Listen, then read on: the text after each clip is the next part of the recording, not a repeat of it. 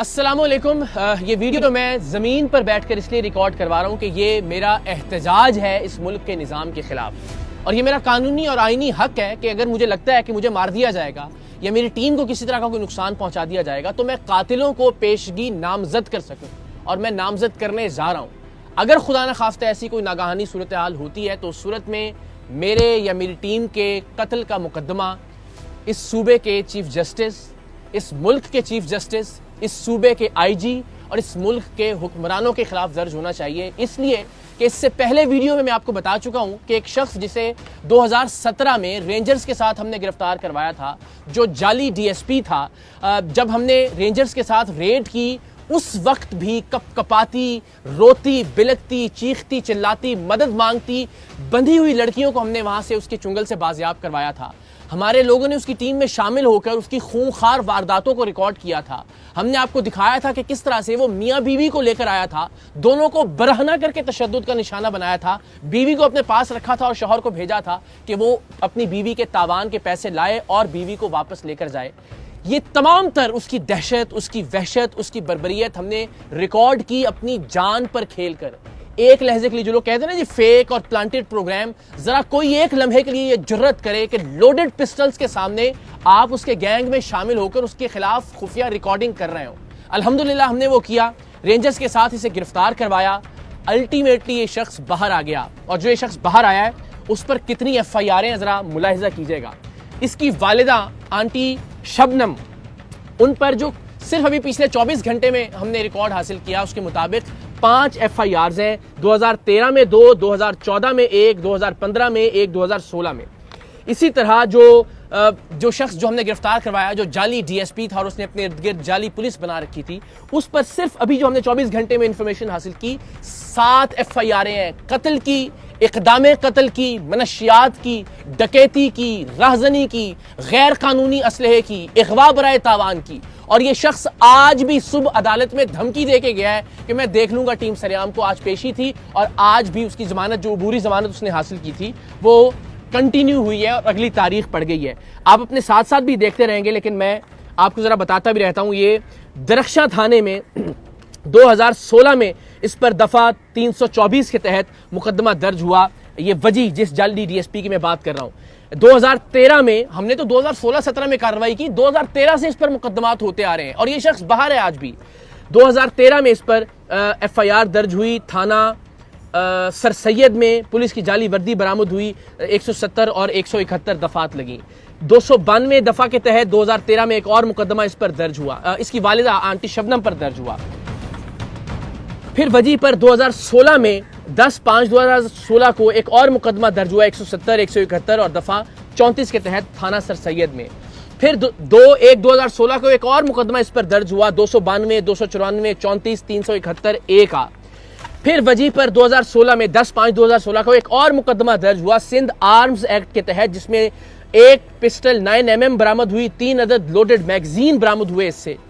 फिर वजी साहब पर 2014 में एक और मुकदमा दर्ज हुआ जिसमें 1140 ग्राम चर्स बरामद हुई, और मेरी इल्म के मुताबिक 1000 ग्राम से ज्यादा पर सजाए मौत होती है। लेकिन ये साहब आज भी बाहर हैं और धमकियां दे रहे हैं। अगेन, धमकियों से डरने वाले नहीं, हर दूसरा आदमी इसी कैलिबर का हमने अल्हम्दुलिल्लाह बेनकाब किया है, और ये सारे के सारे हमारी जान के दर पे हैं। लेकिन चूंकि इसने कोशिश की अगवा करने की हमारी टीम के एक मेंबर को, उसकी CCTV फुटेज भी आप देख सकते हैं, हमने पिछली वीडियो में बताया भी, तो इसलिए जरा हम बेनकाब करना चाह रहे हैं इस मुल्क के सिस्टम को भी कि ये इतनी FIRों के बावजूद ये आदमी इस वक्त खुला फिर रहा है और धमकियां दे रहा है। 6/9/2014 को वजी साहब पर एक और FIR हुई, 394 और 34 तेपे के तहत। इस शख्स पर जाली डीएसपी वजी पर 2/1/2014 को एक और मुकदमा दर्ज हुआ सिंध आर्म्स एक्ट के तहत, जिसमें रिवॉल्वर 32 बोर 2 राउंड जिंदा यानी और बगैर लाइसेंस के ये बरामद हुए। से सारी आप अपने साथ अपनी स्क्रीन पर देख सकते हैं। 28/5/2015 को वजी पर एक और मुकदमा दर्ज हुआ, 342, 324, 355, 170, 171, 392, 34, 504, 337 ये दफात लगी इसके अंदर। फिर जनाब इसकी वालिदा पर, आंटी शबनम पर, जो कि बुनियादी तौर पर एक फहाशी का अड्डा चलाने का और मनशियात का अड्डा चलाने का काम करती हैं। 2014 में, ये नई FIR नहीं है, 2013 से ऑनवर्ड्स की FIR आपको दिखा रहे हैं, 1595 ग्राम चर्स बरामद हुई 2014 में। ये FIR आप स्क्रीन पर देख सकते हैं। फिर जनाब एक और मुकदमा दर्ज हुआ और उसकी तारीख है 15/3/2020। ये थाना सर सैयद सेंट्रल में दर्ज हुआ और इसमें 371, 372 तेपे, 34 तेपे, ये सारी दफात लगी। ये वो हैं जो अभी हम हासिल कर सके रिकॉर्ड। इस कदर ख़तरनाक मुजरिम, कत्ल, इक़दाम कत्ल, मनशियात, गैर कानूनी असलहा, अगवा बराए तावान, जिसे रेंजर्स के साथ हमने गिरफ्तार करवाया, जो इस वक्त बाहर निकलकर हमारे एक मेंबर को गिरफ्तार कर अगवा करके तशद्दुद की गरज से उसने उसको बताया कि मैं तुम्हें हब चौकी पर ले जाकर टुकड़े करके मारूंगा और बाकी मेंबरों को भी टीम सरेआम के। और वो अल्लाह की मेहरबानी से CCTV फुटेज में आप देख सकते हैं कि जो उसे गोलियां ज़बरदस्ती पिस्तौल के जोर पर खिलाई थी, उनका असर ज़ायल हुआ और बेचारा वो भागने में कामयाब हो गया। तो उस अगवा का जो पर्चा हुआ उसकी गिरफ्तारी से पहले जमानत हो गई और आज उसकी जमानत में मजीद तौसी हो गई है। इस कैलिबर का शख्स इस मुल्क के अदालती निज़ाम के हाथों आज़ाद फिर रहा है। हमें तो अल्हम्दुलिल्लाह, मैंने अर्ज़ किया कि आप ये तो एक बहुत ही छोटे लेवल का मुजरिम होगा, इससे बड़े बड़े मुजरिमों को बेनकाब किया है। हम तो जब घर से निकलते हैं तो अपने बच्चों का माथा चूम के इस नीयत से निकलते हैं कि वापस पता नहीं आ सकेंगे या नहीं आएंगे, किस गोली पर हमारा नाम लिखा होगा। टीम सरेआम के जितने भी मेंबर हैं अल्हम्दुलिल्लाह जान लिटरली हथेली पर रखकर बेनकाब करते हैं मुजरिमों को और हर वक्त मौत का सामना करने के लिए तैयार रहते हैं। लेकिन जो खतरनाक चीज़ है, एक तो ये कि एक ऐसा आदमी जिसने टीम सरेआम की मदद की, वो अगवा हुआ, अगवा होने से वो बच निकला किसी तरह से, और उस पर जो FIR हुई उसमें उसको जमानत मिल गई उस मुजरिम को जिस पर दर्जनों मुकदमात हैं, कत्ल के, इक़दाम कत्ल के, असलहे के, अगवा बराए तावान के। और इससे बढ़कर ये कि आज भी अदालत में खड़े होके वो उस शख्स को धमकी दे रहा है कि मैं देख लूँगा तुम्हें भी और टीम सरेआम को भी। तो ये मुझे नहीं पता कि कौन सा लफ्ज़ इस्तेमाल किया जाना चाहिए इस मुल्क के निज़ाम इंसाफ के लिए।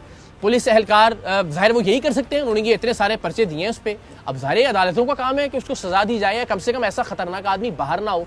3 साल ये जेल में रहकर आया है और जेल में रहने के बाद इसने एक पूरा गैंग तश्कील दे दिया है और बाहर आकर जो ये कार्रवाइयाँ कर रहा है उसकी भी हम तफसीलात इंशाल्लाह जल्द आप लोगों से शेयर करेंगे। लेकिन आप सोचें, इस मुल्क में क्या आप और मैं अपने बच्चों को छोड़कर मरना पसंद करेंगे इन हालात में कि जब एक क्रिमिनल इतना ताकतवर है, एक फहाशी का अड्डा चलाने वाली उसकी माँ इतनी ताकतवर है कि इतने मुकदमात में वो इस वक्त भी जमानत पर है और धमकियां दे रहा है। और आज ही उसने एक मोबाइल शॉप पर जाकर हमारे ही एक मेंबर के शनाख्ती कार्ड पर एक मोबाइल फ़ोन भी ख़रीदा है और उसकी भी तस्वीर हमें मौसूल हो गई हैं। ये हाल है इस मुल्क का। हमें कहा जा रहा है कि जी आप पुलिस की सिक्योरिटी ले लें जब तक हम इस शख्स को गिरफ्तार नहीं करते। किस चीज़ में गिरफ्तार करेंगे? ये इतने सारे मुकदमे हैं, सब में तो उसकी बेल हो गई, वो बाहर आ गया है। मैं शुक्रगुजार हूँ DIG साउथ का, SSP साउथ का, SP साउथ का, SSP इन्वेस्टिगेशन बशीर बरोही साहब का, शिराज साहब का, जितने भी अहबाब हैं फ़ोन कर रहे हैं, हमदर्दी का इजहार कर रहे हैं, कह रहे हैं जी पुलिस एहलकार भिजवा देते हैं आपके साथ, टीम के साथ। लेकिन हम आवाम के टैक्स के पैसों से सिक्योरिटी नहीं लेंगे। हम अपने तौर पर जो कर सकते हैं वो कर रहे हैं, लेकिन इन्हीं वसाइल को इस्तेमाल कीजिए इस तरह के मुजरिमों के ख़िलाफ़ खुदा के वास्ते। वरना कोई भी शख्स जिसका बस चलेगा वो इस मुल्क से चला जाना चाहेगा। वो नहीं चाहेगा कि इस तरह के निज़ाम इंसाफ के अंदर अपनी औलाद को छोड़कर वो इस दुनिया से रुखसत हो। सो मेरी जितने भी अरबाब इख्तियार इस वक्त देख रहे हैं, बिलखुसूस अदालत से मुतल्लिक़ा जो शख्सियात हैं, अल्लाह ने जिन्हें इख्तियार दिया इंसाफ का, उनसे दस्तबस्ता दरख्वास्त है, इस क्रिमिनल रिकॉर्ड का हामिल शख्स भी अगर इस वक्त आज़ाद फिर रहा है तो फिर वो लोग जो तनकीद करते हैं वो तो करते ही हैं, मैं भी तनकीद कर रहा हूँ। अगर इस पे तौहीन अदालत लगती है तो मैं हाजिर हूँ, गिरफ्तार कर लीजिए, जो सज़ा बनती है आप बिल्कुल सज़ा दीजिए। लेकिन अपने बच्चों के लिए, अपने बच्चों के मुस्तक़बिल के लिए हम आवाज़ उठाते रहेंगे। मकसद कोई हमदर्दी वसूल करना नहीं है, कोई सिक्योरिटी लेना नहीं है और ना इंशाअल्लाह अज़ीज़ हम लेंगे।